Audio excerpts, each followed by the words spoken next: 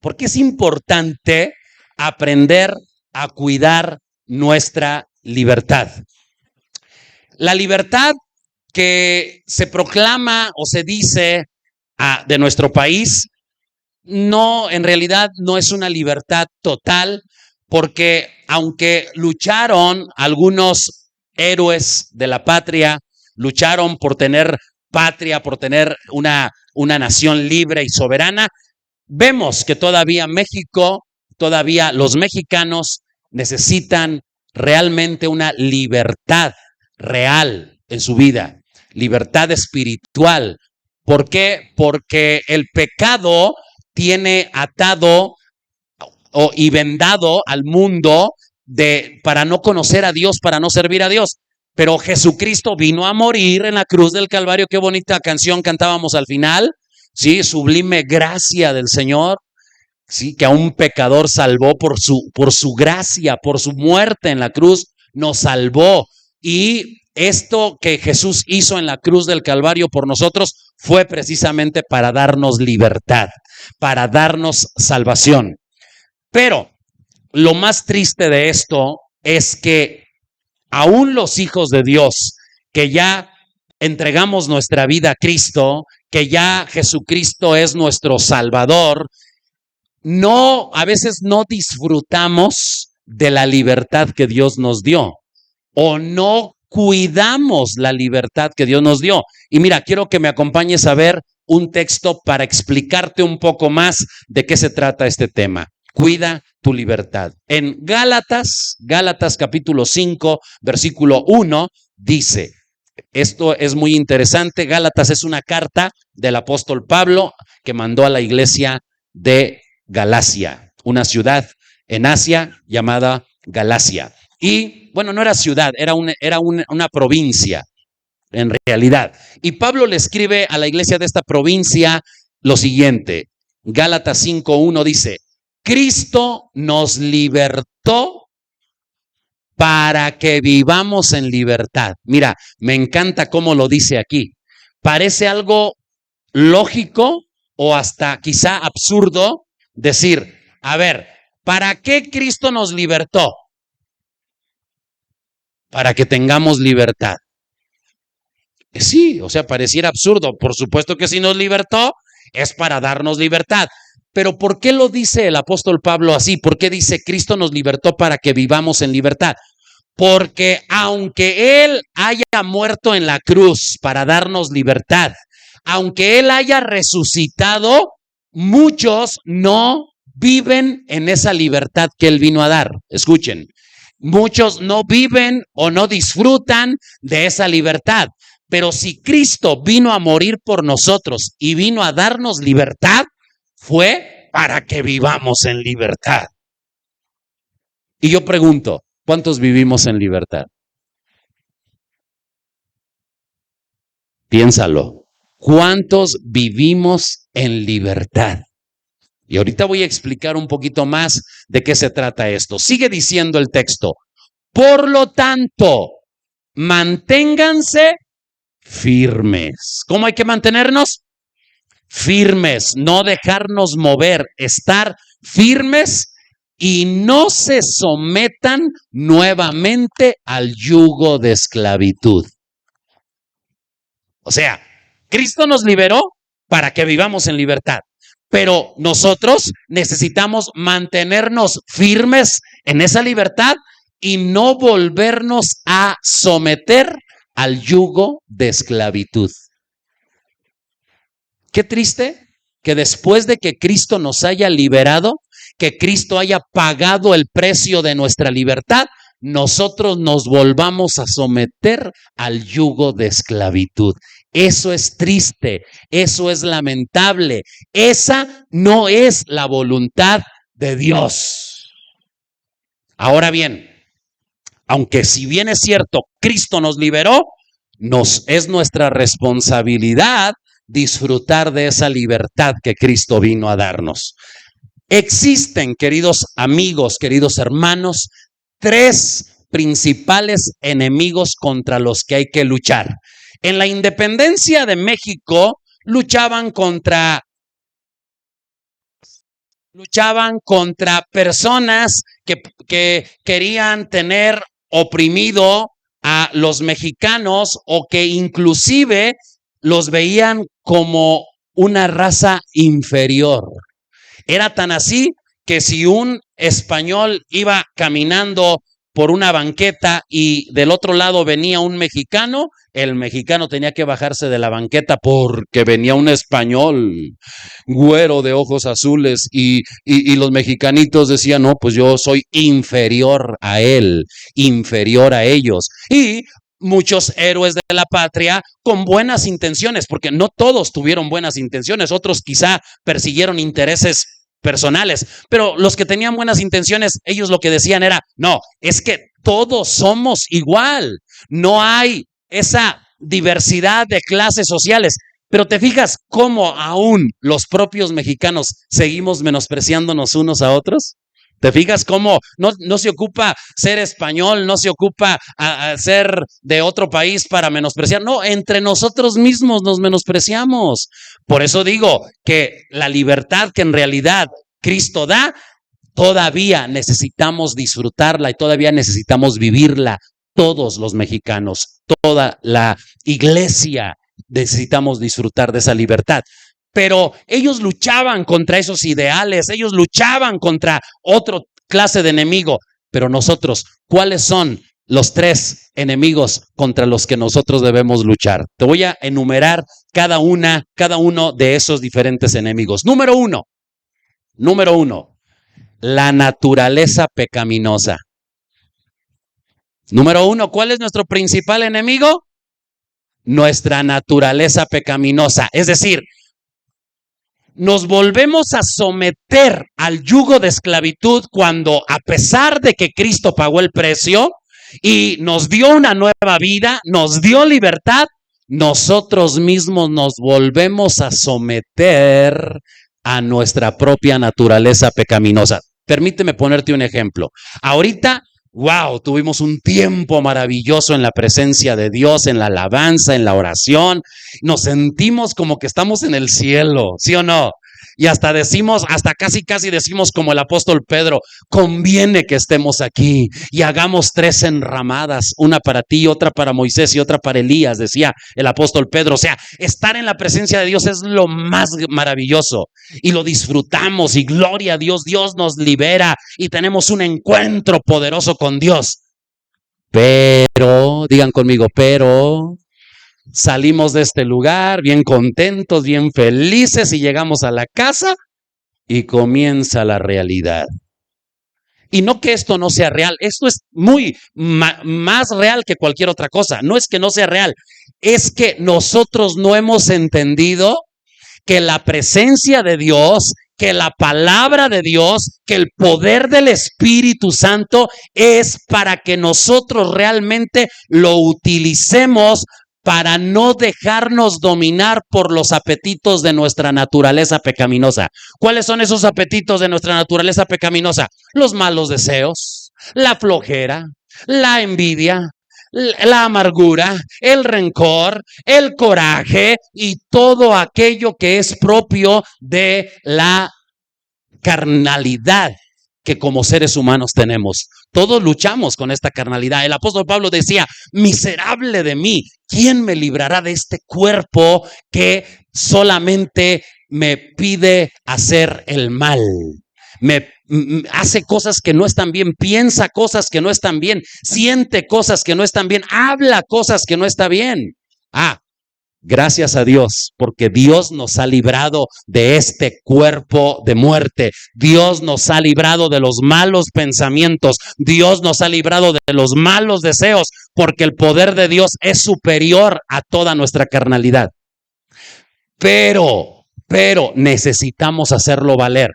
O sea, tú no vienes a la iglesia o tú no vienes a la reunión a sentir la presencia de Dios y después ya te vienes hasta el otro jueves para volverla a sentir. No, la presencia de Dios te la llevas contigo y donde quiera que tú estés, haz valer esa presencia de Dios que está dentro de ti y utilízala para gobernar tus emociones, para gobernar tu naturaleza pecaminosa, que es tu principal enemigo.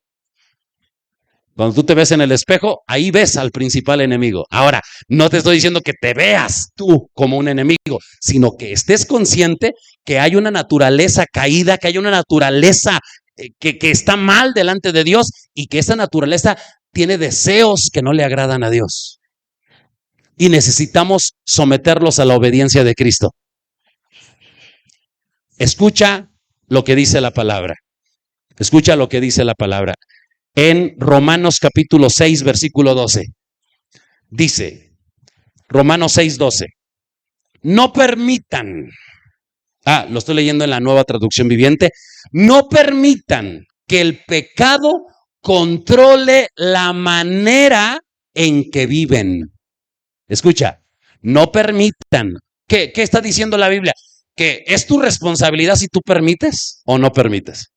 La presencia de Dios ya está en ti. La presencia de Dios fluyó. Él te hizo libre. Él llenó tu vida de toda su plenitud. Pero es tu responsabilidad si permites que la naturaleza pecaminosa o que el pecado controle tu manera de vivir. Y cuando hablamos de manera de vivir, ¿de qué estamos hablando? La manera en que tratas a tus hijos, la manera en que tratas a tu esposa, a tu esposo, la manera en que llevas a cabo tu trabajo, la manera en que hablas, la manera en que piensas, la manera en que haces las cosas, la manera en la que te relacionas con los demás. Tú decides. Y Dios nos dice, no permitas. Hijo, no permitas. Hija, no permitas. Es tu responsabilidad no permitir. ¿Cómo no es permitir? ¿Alguno de ustedes ha prohibido a alguien algo? ¡Ey! No agarres eso no lo agarres. Eso es no permitir. Entonces, cuando tu carne quiera decir, no, ¿sabes qué? Ay, has trabajado toda la semana. Quédate ya acostado en tu cama, no vayas a la reunión. Al cabo que un día del año no hace daño.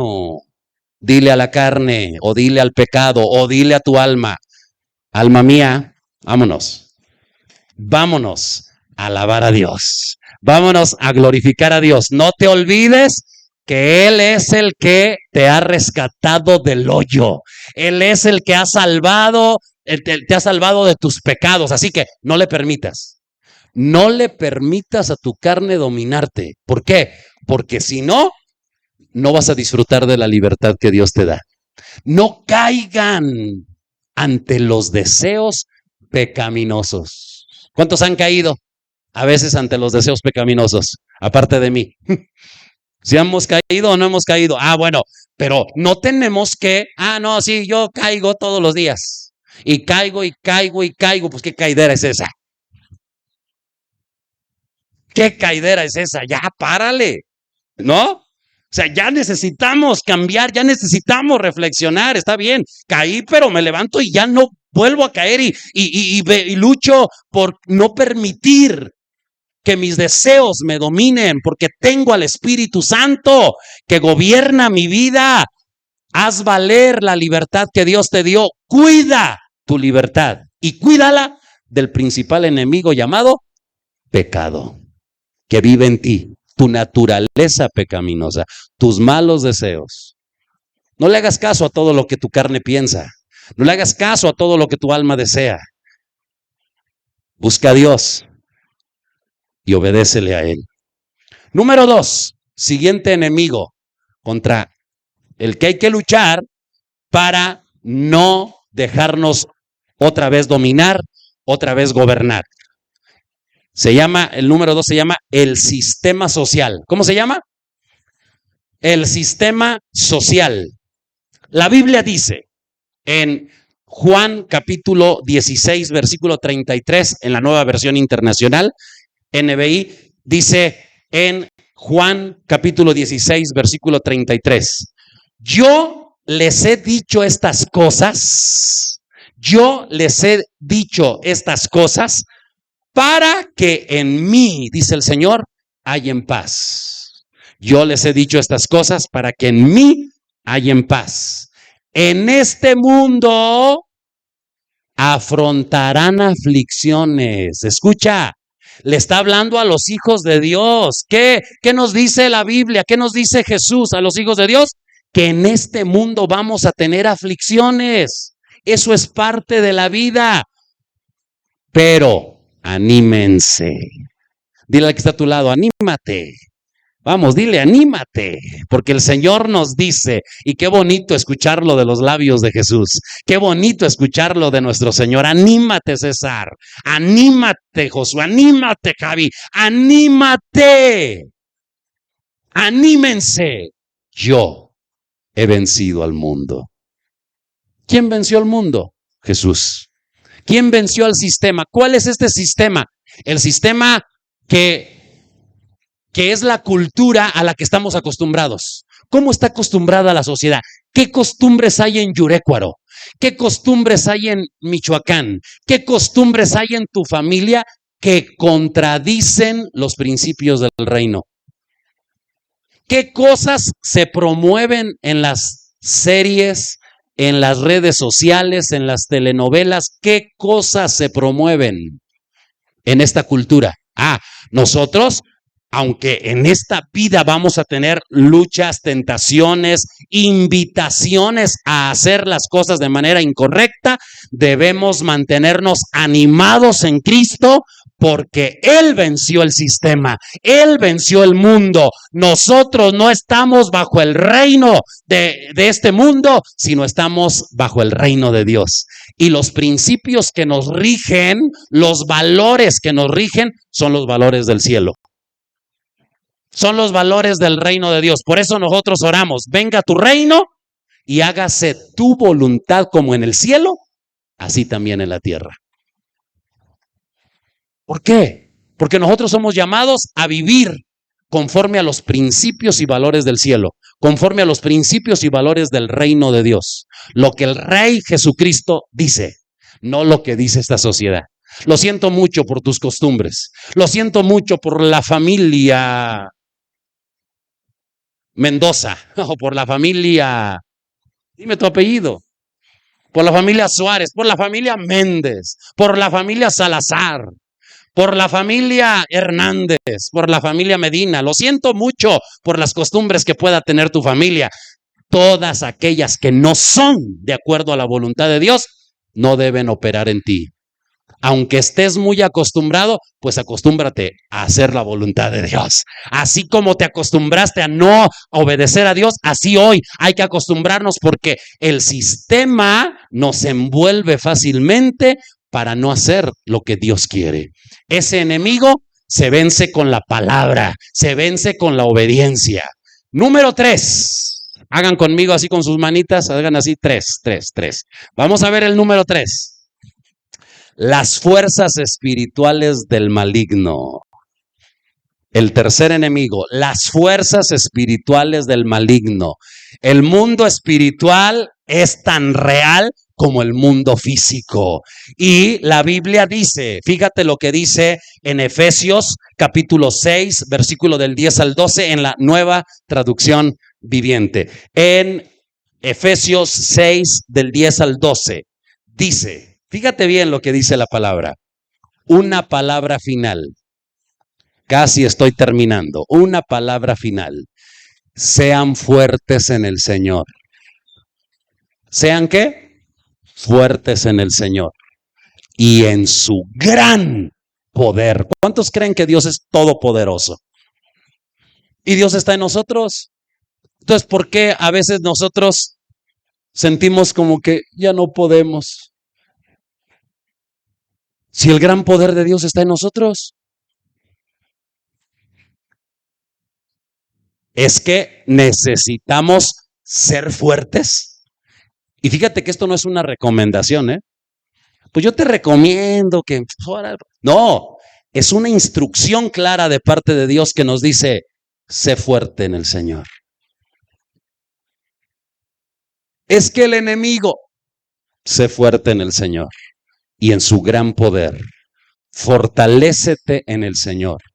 ¿Cómo nos fortalecemos en el Señor? A través de la oración, a través de la lectura de su palabra, a través de adorarle, a través de congregarnos, a través de obedecer. Nos fortalecemos en el Señor y en su gran poder. Versículo 11. pónganse. ¿Te fijas cómo es nuestra responsabilidad ponernos? ¿Ponernos qué? Pónganse. ¿Cuántos hoy en la mañana se pusieron su ropa? ¿Sí se la pusieron? Bueno, tú, o te la pusieron otros. Sí, a ver, a lo mejor hay muchos hombres aquí que dicen, ay, a la mujer vísteme, ponme los calcetines, porque ya la panza no me deja agacharme. Ya la panza ya no me deja ir, ya no puedo, ponme los calcetines. Bueno, pues mira, espiritualmente el Señor nos dice, pónganse ustedes no parte, toda la armadura de Dios. ¿Toda qué? La armadura de Dios. Más adelante, no lo vamos a leer ahorita, pero más adelante nos dice que la armadura tiene un casco, tiene una coraza, tiene cinturones, tiene calzado, tiene un escudo y tiene una espada. Y todo eso es espiritual. Ahora, pónganse toda la armadura de Dios para poder mantenerse firmes. ¿Contra qué? Contra las acechanzas o las estrategias, dice aquí, del diablo. El diablo tiene estrategias. Y a ver, ahora, ¿cómo le hago? ¿Cómo le hago para que no vaya? ¿Cómo le hago para que no ore? ¿Cómo le hago para que se peleen? ¿Cómo le hago para que se sienta deprimido y se sienta triste? ¿Cómo le hago? ¿Cómo le hago? ¿Cómo le hago? Y dice la Biblia que envía dardos, porque tiene estrategias y busca de una forma y le busca de otra. Pero si nosotros nos ponemos toda la armadura de Dios, vamos a poder mantenernos firmes contra sus estrategias. Y versículo 12. Pues no luchamos contra enemigos de carne y hueso, sino contra gobernadores malignos y autoridades del mundo invisible, contra fuerzas poderosas, pero de este mundo. Poderosas de este mundo. Tenebroso, de este mundo que está en oscuridad. Tenebroso quiere decir que está en oscuridad. Y contra espíritus malignos de los lugares celestiales o de las regiones celestiales. Pero te digo una cosa, no te asustes. Dios te ha dado autoridad. El Señor dice, he aquí yo os doy autoridad sobre serpientes y escorpiones y nada podrá hacerles daño a los hijos de Dios que se fortalecen en Dios y se ponen la armadura de Dios. Ponerse la armadura de Dios, pues es orar, es buscar a Dios, es pasar tiempo con Él, es orar, es leer su palabra, es obedecer su palabra, es congregarnos, es servirle, es andar en las cosas del Espíritu. Y nada, si tú conviertes esto en un estilo de vida, nada te va a poder vencer. Porque vas a estar firme en la libertad con que Cristo te hizo libre. Porque vas a cuidar tu libertad. 3 enemigos. Número 1, tu naturaleza pecaminosa. Número 2, el sistema social, el sistema de este mundo. Número 3, las huestes espirituales de maldad, los espíritus inmundos que tienen estrategias para ayudarnos. Fíjate, cuando el enemigo ya pierde a una persona, primero, cuando todavía una persona no se entrega a Cristo, el enemigo lo tiene vendado de los ojos. Pero cuando llega la luz del evangelio, Cristo quita la venda y dice, Jesucristo es el único Salvador, y decides entregarte a Él. Y ahí te liberas de las garras de Satanás. Ahora eres de Cristo. Pero el enemigo no creas que se queda con los brazos cruzados, sino que dice, bueno, ya lo perdí, ya es de Dios, ahora ¿cómo le hago? Bueno, ahora lo que voy a hacer es que voy a usar estrategias para que no disfrute su libertad. Ya es libre, pero yo voy a usar estrategias para que siga mendigando como si no tuviera nada. No se dé cuenta que es hijo de Dios, no se dé cuenta de su identidad, no se dé cuenta del gran poder que tiene. Y siga lamentándose y siga diciendo, ay, pobre de mí, esta vida es mejor que se acabe. ¿Por qué? Porque no puede disfrutar su libertad, porque el enemigo ha aventado dardos de fuego. Pero si tú te mantienes firme en la libertad con que Cristo te hizo libre, vas a poder vencer todas las fuerzas del enemigo en el nombre de Jesucristo. Dale fuerte la gloria y la honra al Señor. Cuida tu libertad. Y quiero terminar leyéndote por último Efesios capítulo 5. Con esto quiero terminar. Efesios capítulo 5 dice así, del 1 en adelante. En la Nueva Versión Internacional, si eres tan amable, Fer. Perdón por tanto cambio. Efesios capítulo 5, versículos del 1 al 11. Fíjate lo que dice la palabra. Por tanto, imiten a Dios como hijos muy amados. Imiten a Dios como hijos muy amados. Dile al que está a tu lado, eres muy amado por Dios. Eres muy amado por Dios. No se te olvide eso. Que el enemigo no te engañe, que no te diga, no, es que a lo mejor Dios no te quiere, es que por eso estás pasando lo que estás pasando, porque Dios ya te abandonó. No, Dios nunca te ha abandonado, Él siempre ha estado ahí. Él nos ama tal como somos, lo cantábamos ahorita. Él nos ama tal como somos, pero nos ama tanto que no nos va a dejar seguir siendo como somos. Nos va a ayudar a cambiar y a ser cada día más como Él. Pero fíjate lo que dice, por tanto, imiten a Dios como hijos muy amados. Versículo 2. Y lleven una vida de amor. Lleven una vida de amor, así como Cristo nos amó y se entregó por nosotros como ofrenda y sacrificio fragante para Dios. Versículo 3. Entre ustedes ni siquiera debe mencionarse la inmoralidad sexual, ni ninguna clase de impureza o de avaricia, porque eso no es propio. Eso no es propio del pueblo de Dios. Escucha, eso no va con la libertad que Cristo te dio. Versículo 4.